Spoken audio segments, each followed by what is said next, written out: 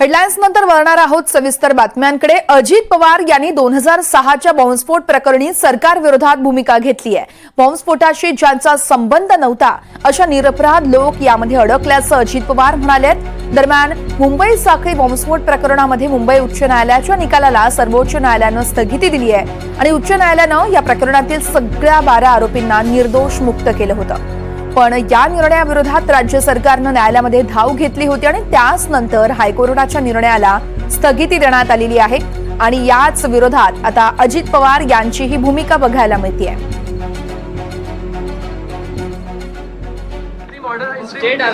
बराबर है, उसके बारे में वो जो बॉम्बस्फोट हुआ है उसमें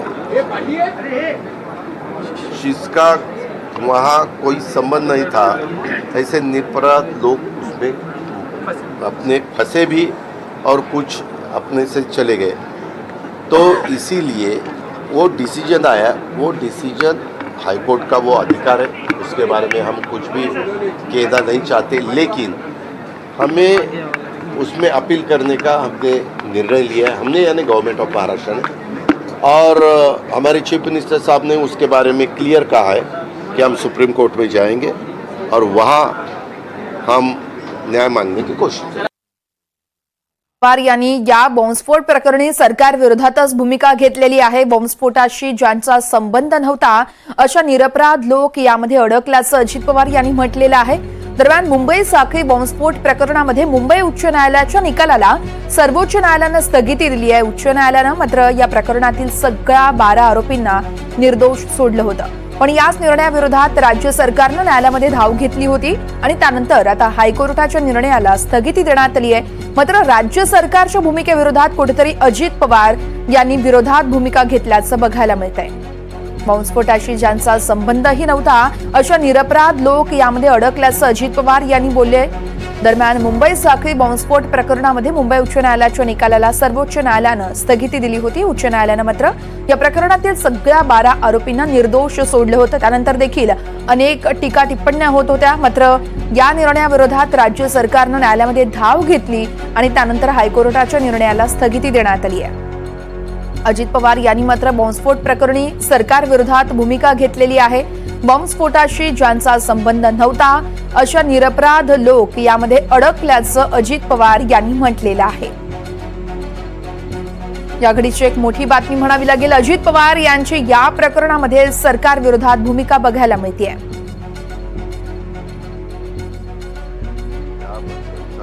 आपल्यालाही पत्रकार मित्रांनो माहिती आहे की राज्याचे मुख्यमंत्री कुणीही असले, मागे जसं एकनाथराव शिंदे होते, आता देवेंद्रजी आहेत, मुख्यमंत्री महोदयांचा तो अधिकार असतो।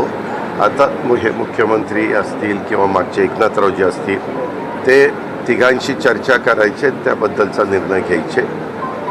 त्याबद्दल शेवटी हे 3 पक्षाचं सरकार आहे, इतर पण मित्रपक्ष RPI आणि इतर पण आहेत, त्याच्यात नाही असं नाही, पण याबद्दल सहसा काही घडलं तर NCPच्या मंत्र्यांच्या बद्दल घेतलं तर त्याची जबाबदारी राष्ट्रवादी काँग्रेस पक्षावर जास्त असते। अर्थात राज्याचे प्रमुख म्हणून देवेंद्रजी त्याबद्दलचा निर्णय घेऊ शकतात। आमचे प्रतिनिधी आहेत आपल्यासोबत, आपल्याला सविस्तर माहिती देत आहेत। अक्षय, खरं तर आपण पाहतोय बॉम्बस्फोट प्रकरणी अजित पवारांची ही सरकार विरोधी भूमिका, नेमकं काय म्हणायचंय अजित पवारांना? एकूण या सगळ्या संदर्भात आपण अजित पवार यांना ज्यावेळी माध्यमांनी प्रश्न विचारला त्यावेळी अजित पवार यांनी जे उत्तर दिलंय ते उत्तर कुठतरी संभ्रम निर्माण करणार आहे। कारण ज्यावेळी 2006 मध्ये हा बॉम्बस्फोट झाला होता, हे साखळी बॉम्बस्फोट झाले होते, त्यावेळी अजित पवार देखील स्वतः त्या सरकारमध्ये होते आणि अजित पवार ज्या पक्षाचे होते त्याच राष्ट्रवादी पक्षाचे गृहमंत्री देखील होते। RR पाटील त्यावेळी गृहमंत्री होते आणि राज्याचे मुख्यमंत्री काँग्रेसचे विलासराव देशमुख होते। असं असतानाही अजित पवारांचं हे वक्तव्य अजित पवार यांनी का केलं असावं यावर आता एक प्रश्नचिन्ह उपस्थित होतं। आणि सगळ्यात महत्त्वाचं, जे आरोपी, राज्य सरकारची सातत्यानं भूमिका होती की उच्च न्यायालयाने ज्या आरोपींना निर्दोष सोडलं होतं त्या आरोपींना शिक्षा झाली पाहिजे होती, अशी राज्य सरकारची भूमिका होती। या भूमिकेसाठी राज्य सरकार आपण बघतोय की उच्च न्यायालयात गेलं आणि उच्च न्यायालयाने देखील सर्वोच्च न्यायालयात गेला आणि सर्वोच्च न्यायालयाने उच्च न्यायालयाच्या आदेशाला स्थगिती दिली। एकीकडे सर्वोच्च न्यायालय देखील उच्च न्यायालयाच्या आदेशाला स्थगिती देतं। सरकारची देखील भूमिका हीच आहे की ते जे निरपराध कुठल्याही निरपराधांना यामध्ये गोवण्यात आलं नाही। असं असताना अजित पवार यांच्या माध्यमातून जे वक्तव्य केलं गेलं हे कुठेतरी सरकारची भूमिका आणि अजित पवार यांची भूमिका म्हणजे सरकारच्या भूमिकेमध्ये एक विरोधाभास निर्माण करण्याचा प्रयत्न या संपूर्ण परिस्थिती दरम्यान होतानाचं चित्र आपल्याला बघायला मिळतंय।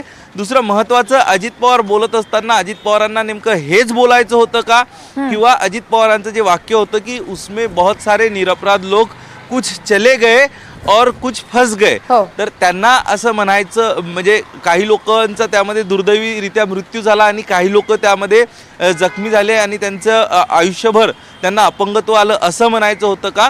मात्र असं असलं तरी अजित पवारांना जो प्रश्न विचारण्यात आलेला होता तो स्पेसिफिक प्रश्न होता की आरोपींना जे निर्दोष सोडण्यात आलं होतं त्यावर आता सर्वोच्च न्यायालयाने स्टे दिलेला आहे, स्थगिती दिलेली आहे। त्यामुळं अजित पवारांच्या आणि सरकारच्या भूमिकेमध्ये विसंगती असल्याचं आज तरी दिसून आलंय। निश्चितच अक्षय, धन्यवाद दिलेल्या या सविस्तर माहिती संदर्भात। या संदर्भातले अपडेट तुमच्याकडून सातत्यानं जाणून घेत राहू।